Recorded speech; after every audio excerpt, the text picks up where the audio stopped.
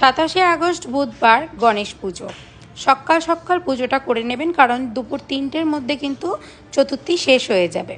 গণেশজিকে প্রথমেই পঞ্চামৃত্যে অভিষেক করবেন, তারপরে ভালো করে মুছে নিয়ে একটি লাল আসনের ওপর বা হলুদ রঙের আসনের ওপরে বসাবেন। মানে কাপড়টা যেন লাল বা হলুদি হয়ে থাকে।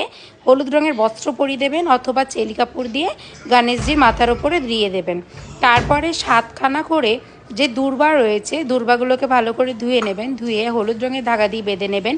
গণেশজির কাছে ওই দূর্বাটা রেখে দেবেন, তার ওপর একটুখানি সিঁদুর আর একটুখানি চাল ছিটিয়ে দেবেন, আতপ চাল ছিটাবেন।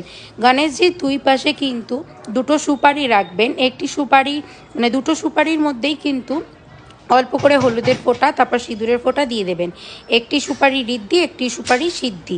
মানে ঋদ্ধি সিদ্ধি হচ্ছে গণেশের দুই বইয়ের নাম। এবং হচ্ছে লাড্ডু, কলা, বিভিন্ন রকমের ভোগ দিতে পারেন বানিয়ে বাড়িতে। তারপরে হচ্ছে ফল প্রসাদ দিতে পারেন, মোদক দিতে পারেন। ঠিক আছে, এগুলো কিন্তু ভালোবাসি গণেশ ঠাকুর। এবং গণেশ ঠাকুরের পুজোতে কোনোভাবেই তুলসীর ব্যবহার করবেন না, কোনো পুজোতেই প্রসাদেও তুলসীর ব্যবহার দেবেন না। ঘিয়ের প্রদীপ দিয়ে আরতি করবেন, পঞ্চপ্রদীপ দিয়ে আরতি করবেন, কর্পূর এবং ধুনোর ব্যবস্থা রাখবেন, সেগুলো দিয়ে সুন্দর করে আরতি করবেন।